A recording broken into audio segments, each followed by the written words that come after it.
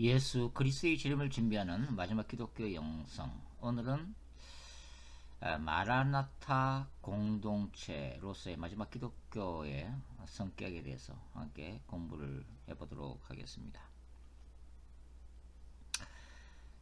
자, 요한계시록 11장에 나오는 두증인 공동체, 지난 시간에 그 두증인 공동체야말로 예수 그리스도의 재림을 준비하는 야훼 하나님의 종말론적 거룩한 전쟁을 수행하는 공동체라고 설명을 드렸습니다.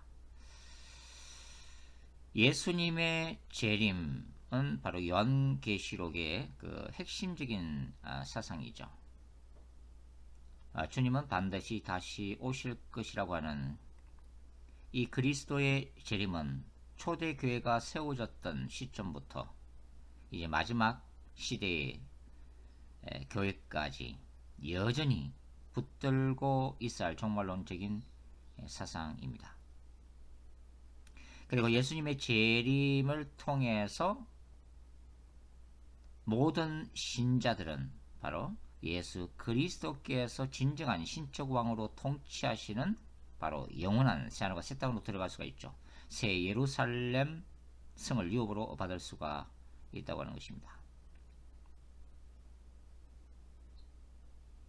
두증인 공동체의 마지막 기독교가 추구하는 이 종말론적인 하나님의 나라 신학을 한눈에 이해하고 볼 수 있는 주제가 뭐라고요? 바로 그리스도의 재림론이라고 할 수가 있죠.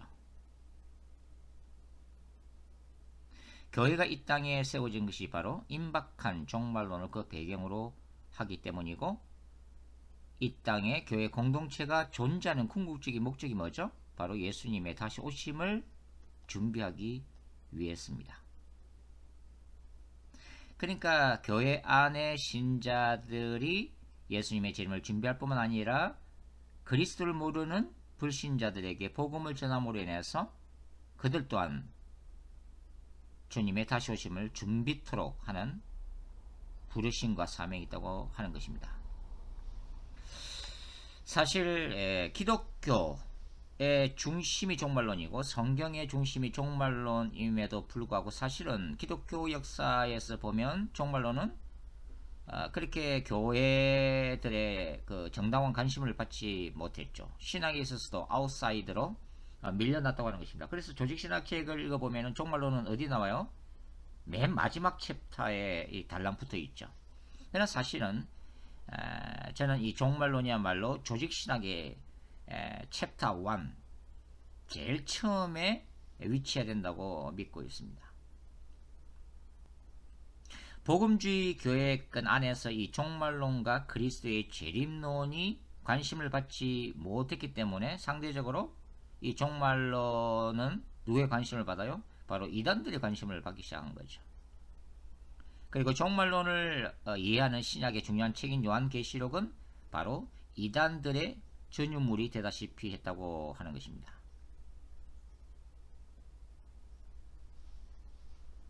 사실 시대의 흐름에 따라서 지금 이 시대는 바로 종말론이 두드러지게 강조되어야 할 시기죠. 요한계시록이 더욱더 중요해지는 마지막 때를 우리는 살고 있다고 저는 생각을 하고 있습니다.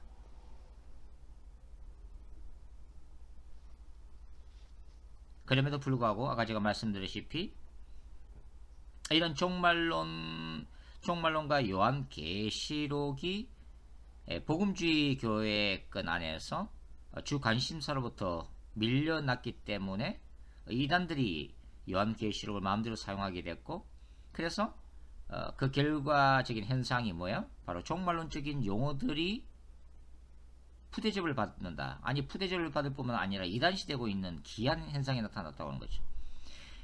예를 들어서 재림을 너무 강조하면 어떻게 돼요? 이단이 아닌가 이렇게 의심을 받는다고 그러죠. 그리고 정인이라는 단어, 새하늘과 새 땅, 또 새 예루살렘, 장막 성전, 뭐 이런 것들이 뭐예요? 이단들이 사용함으로 인해서 복음주의 교회 안에서 이러한 단어조차도 사용하기를 꺼려지는 그 정도로 사탄은 바로 이 요한계시록을 짓밟아 놨다고 하는 것입니다. 그러나 다행히 최근 한 20년 전부터 이제 이 급변하는 세계 정세와 이 종말론적인 징조들이 나타나면서 이제 교회들이 종말론에 대한 연구와 관심이 뜨거워지기 시작했다는 것, 다행스러운 일이죠. 요한계시록에 대해서 복음주의 교회들이 더욱더 깊이 연구하고 성경적인 해석들을 쏟아놓고 있는 것은 굉장히 다행스러운 일이라고 할 수가 있습니다.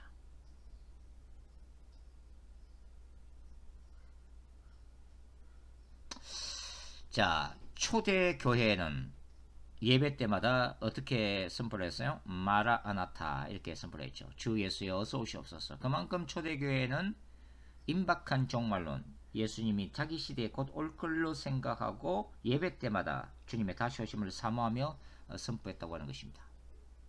그러나 이 마지막 교회도 또한 초대교회와 같이 바로 마라나타가 이제 울려 퍼지고 있다고 하는 거죠.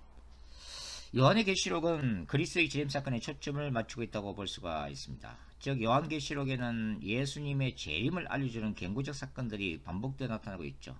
예를 들면 계시록 6장 12절에서 17절, 그 다음에 11장 1절부터 13절, 13장 1절부터 18절, 그 다음에 16장 17절부터 21절, 19장 1절부터 21절, 20장 7절부터 15절 등등 예를 들 수가 있죠. 이런 그 요한의 환상들, 이런 사건들은 사실 동일한 사건의 다른 측면이거나 거의 동시에 일어난 사건이라고 말씀을 드릴 수가 있습니다. 요한계시록 11장에 나오는 두정인 사건은 다 이러한 종말론적인 사건들 중에서 사실 독특한 위치를 차지하고 있죠. 기독교 역사는 뭐예요? 십자가에서 시작해서 그리스도의 재림을 기다리는 역사입니다. 초림부터 바로 종말의 완성인 재림을 기다리는 역사죠. 그러니까 소아시아 7교회를 포함한 초대교회들은 말할 것도 없고 오가는 모든 세대의 하나님의 백성들은 바로 예수 그리스도의 재림을 사모하면서 믿음을 지켜온 기다림의 역사였다고 할 수가 있습니다. 예수 그리스도의 재림을 소망하는 것은 바로 신자들의 궁극적인 하늘의 능력이었다고 할 수 있죠. 새하늘과 새 땅에 대한 소망, 기다림,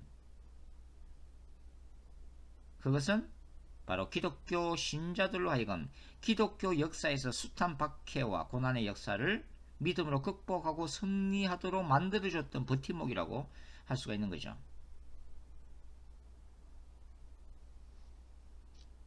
그래서 이 마지막 두정인 교회 공동체, 마지막 기독교에 있어서도 바로 이 그리스도의 재림은 그 모든 영성과 신학을 들여다볼 수 있는, 쉽게 얘기하면 하나의 신학적인 창문에 해당된다고 하는 것입니다.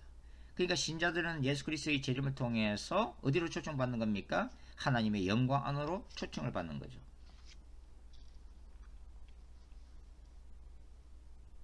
그러니까 이 마지막 기독교에 있어서 예수 그리스도의 재림 사건이야말로 어떤 의미를 가지죠? 바로 사탄의 멸망, 사탄의 종말을 통해서 신자들이 구원의 완성으로 나아가는 하늘문이 열리는 놀라운 사건이라고 할 수가 있는 거죠. 예수 그리스도의 재림 사건은 새하늘과 새 땅, 즉 새 예루살렘의 영원한 시작을 선포하는 결정적인 사건입니다. 그러니까 그리스도의 재림이 인간 역사의 종말을 의미한다는 것은 역설적으로 뭘 얘기하는 거예요? 하나님의 완전한 역사의 시작을 알리고 있는 거죠. 이러한 시작이 인간에게 궁극적인 소망이 되는 이유가 뭡니까? 바로 죄와 사탄과 죽음의 멸망이라는 것을 전제로 해서 온전한 하나님 나라 회복이 이루어지기 때문이죠. 신자는 영원한 나라에서 그리스도 안에서 그리고 그리스도와 함께 영원한 영광을 누리게 될 것이라고 하는 것입니다. 에이멘. 자, 그래서 이 땅에서 마지막 기독교는 세속적 바벨론에서 빠져나와야 되죠. 그리고 새하늘과 새 땅에 대한 소망을 회복하는 공동체로 나타날 것이라고 하는 것입니다. 제가 늘 말씀드리다시피 마지막 기독교는 이 땅에서 최선을 다하는 삶을 삽니다. 그러나 본질에 있어서는 어떤 영성을 견지하고 있는 거예요? 바로 나그네의 영성, 순례자 영성을 소유하고 있다고 하는 것입니다. 왜냐하면 두 증인의 궁극적인 소망은 오직 하늘이고 주님의 보좌 앞에서 영원히 하나님을 찬양하며 즐거워하는 것이기 때문입니다. 그래서 마지막 기독교는 역사적으로 존재했던 요한계시록 2장과 3장에 나오는 7교회들의 궁극적인 소망을 공유하고 있죠. 자, 소아시아 7교회들은 어떤 위로를 주님으로부터 받았습니까? 바로 이 땅에서 수행해야 할 사탄과의 투쟁에서 궁극적인 승리를 약속을 받고 있는 거죠. 그들은 미래에 완성될 새하늘과 새 땅에 대한 상급을 약속을 받고 있다고 하는 것입니다. 그것이 요한계시록 2장과 3장에 나오는 상급들이죠. 뭐 생명나무를 받는다든지 둘째 사망의 해받음을 받지 않는다든지 새 이름을 받고 새벽별 흰옷을 입고 하나님의 성전 기둥과 하나님의 이름과 새 예루살렘의 이름 그리고 보좌에 앉는 것이 약속되고 있는데 이 모든 것들은 다 새하늘과 새 땅, 새 예루살렘에서 성취가 되어지고 있는 것입니다. 그래서 이 땅에서 오늘도 투쟁하는 모든 하나님의 백성들의 궁극적인 비전은 뭐예요? 하나님과 어린 양의 보호자 앞에서 승리의 창가를 부르는 것입니다.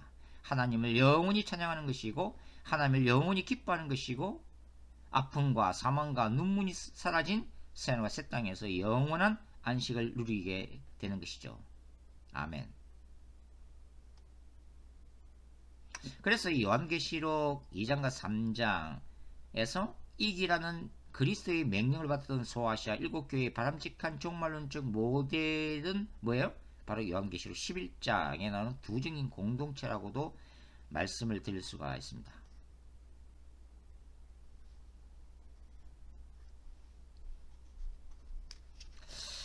자, 사도 요한이 하늘의 보좌로 올라가죠. 요한계시록 4장 1절입니다. 하나님의 보좌 환상, 요한계시록 4장과 5장이 요한계시록에서 가장 중요한 장들이라고 이 말씀을 드렸습니다. 이 사도 요한이 계시록 전체를 통해서 끊임없이 강조하고 주목하는 건 뭐예요? 바로 하늘이고 하나님의 보좌 신학입니다. 이 땅에서 고난받는 교회 공동체가 지속적으로 소망 가운데 바라봐야 할 대상이 하늘이라고 하는 거예요. 그러니까 신자들은 이 땅에서 승리를 소망하지만 그 승리가 완성되는 것은 이 땅이 아니라 바로 하늘이라고 하는 것입니다. 주님의 보좌 앞이라고 하는 것이죠. 그렇기 때문에 이 하늘 보좌 환상이 그만큼 중요하다 하는 거죠. 하늘과 새 땅이 뭡니까? 주님의 보좌에서 내려오는 바로 하늘로부터 내려오는 영원한 나라, 영원한 천국이라고 하는 거죠. 그러니까 요한계시록 11장 2절에 나타나는 이 두 정인이 하늘로 올라가는 모습을 통해서 사도 요한은 지금 뭘 소망하고 있는 거예요? 궁극적인 본향, 모든 신자들이 궁극적으로 돌아가야만 하는 그 하늘을 강조하고 있는 거죠. 바로 주님의 보좌 앞에 서는 것을 강조하고 있다고 하는 것입니다. 마지막 기독교의 궁극적인 비전이 바로 이거라고 하는 거예요. 각자에게 주어진 선한 싸움을 승리하고 영원한 주님의 보좌 앞에 서는 것이다 하는 거예요.